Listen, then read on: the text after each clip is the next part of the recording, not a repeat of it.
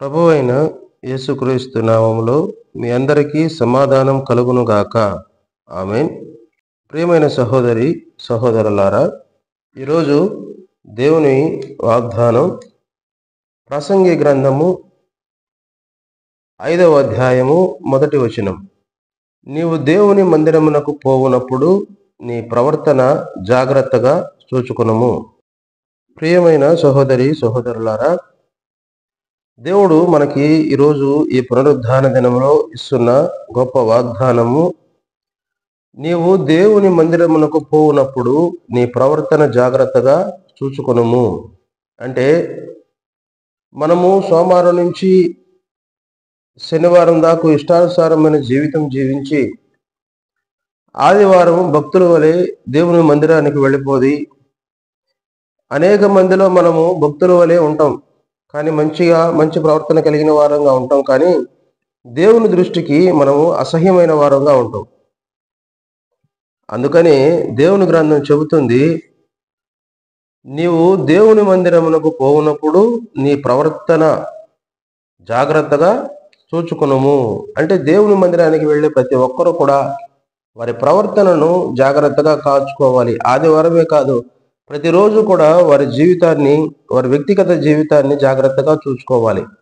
అలాగనే దేవుని మందిరానికి వెళ్ళినప్పుడు ఇక్కడ చెప్తుంది వాక్యము, బుద్ధిహీనులు అర్పించినట్లుగా బలి అర్పించుట కంటే సమీపించి ఆలకించుట శ్రేష్టము.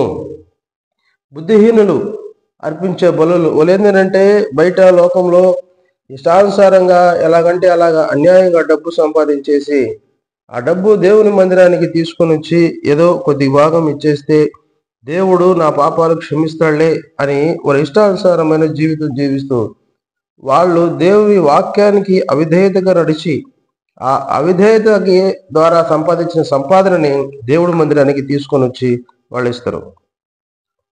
వాళ్ళందరూ కూడా బుద్ధిహీనులు అని దేవుని గ్రంథము చెబుతుంది. అయితే మంచివారు ఎలా ఉండాలి అని అంట, నువ్వు దేవుని మందిరానికి ఇచ్చేదేదో ఆయనకి ఇష్టపూర్వకముగా, నీ బుద్ధిపూర్వకముగా నువ్వు ఇదిగో హేబేలు వలె అర్పించాలి.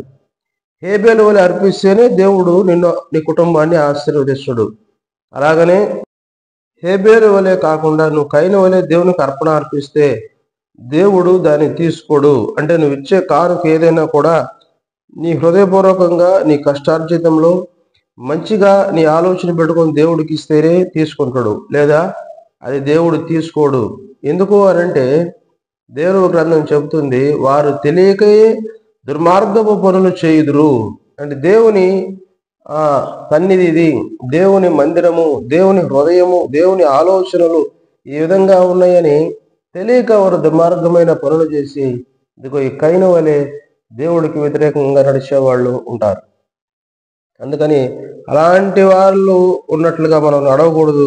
మనం దేవుని మందిరానికి వెళ్ళేటప్పుడు మంచి మనసుతో దేవుడు మాటలు వినడానికి, ఆయన దగ్గర ఉండి ఆయన వాక్యాన్ని విని ఆయన వాక్యాన్ని నేర్చుకోవడానికి, వాక్యానుసారంగా మనం జీవించడానికే దేవుని మందిరానికి వెళ్ళాలి. అందుకని దేవుని గ్రంథం చెబుతుంది, నీవు దేవుని మందిరమునకు పోవునప్పుడు నీ ప్రవర్తన జాగ్రత్తగా చూచుకొనుము. దేవుడి మాటలు దీవించి ఆశీర్వదించునుగాక. ఆమేన్. ప్రార్థన చేద్దాం.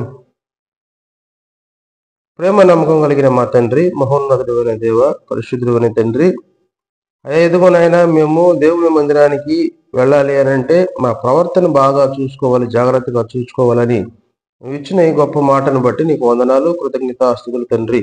యేసుక్రీస్తును తెలియజేసుకుంటూ, అలాగనే ఎవరైతే మాటలు విని నేను ప్రార్థనలోకి ఇస్తున్నారో ప్రతి ఒక్కరిని మీరు దీవించి ఆశీర్వదించమని యేసుక్రీస్తును ప్రార్థిస్తున్నాము తండ్రి. ఆమేన్. అందరూ దేవుని మందిరానికి వెళ్ళాలి. దేవుని మందిరంలోనే ఆశీర్వాదం ఉంది. ఆమేన్.